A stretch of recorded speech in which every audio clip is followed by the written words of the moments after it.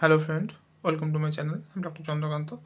আজ আপনাদের ডায়াবেটিস রোগীরা বা সুগার রোগীরা হঠাৎ করে শুকিয়ে যায় বা অতিরিক্ত ওজন কমে যায়, এর কারণ কি আজকে সে বিষয়ে আলোচনা করব। অর্থাৎ ডায়াবেটিস রোগীরা বা সুগার রোগীরা ওজন কমে যাওয়ার কারণ কি বা শুকিয়ে যাওয়ার কারণ কি, আজকে সে বিষয়ে আলোচনা করবো। চ্যানেল নতুন, চ্যানেল সাবস্ক্রাইব করবেন। চলুন শুরু করে যাক।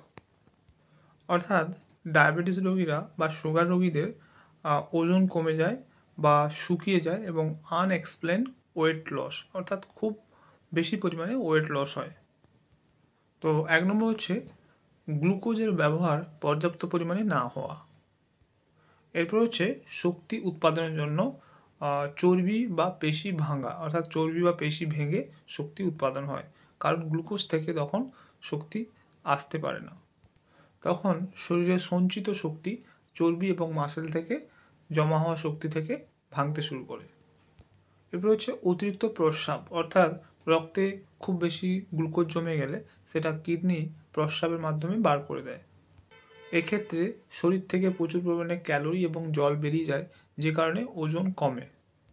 এরপর হচ্ছে জলশূন্যতা, অর্থাৎ জলের অভাব, অর্থাৎ ঘন ঘন প্রস্রাবের কারণে শরীরে জলশূন্যতা অনুভূত হয়। তো এই সমস্ত কারণে ডায়াবেটিস রোগীরা বা সুগার রোগীরা কিন্তু শুকিয়ে যায় বা ওজন কমে যায়।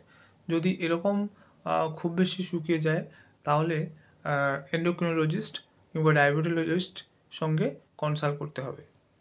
তো এরকম ক্ষেত্রে কি কি করণীয়, অর্থাৎ কি কি করতে হবে যদি ওজন কমে যায় বা হঠাৎ করে বেশি শুকিয়ে যায়, তাহলে রক্তে শর্করা নিয়ন্ত্রণ করতে হবে এবং সুষম খাদ্য তালিকা, অর্থাৎ খাদ্য তালিকা যেন সুষম হয় সেদিকটা খেয়াল রাখতে হবে। এছাড়াও নিয়মিত ব্যায়াম করতে হবে এবং পর্যাপ্ত বিশ্রাম এবং ঘুমের প্রয়োজন। তো আজকে জানলেন যে ডায়াবেটিস রোগীরা বা সুগার রোগীরা হঠাৎ করে শুকিয়ে যায় বেশি, কিংবা বেশি পরিমাণে ওজন কমে যায়।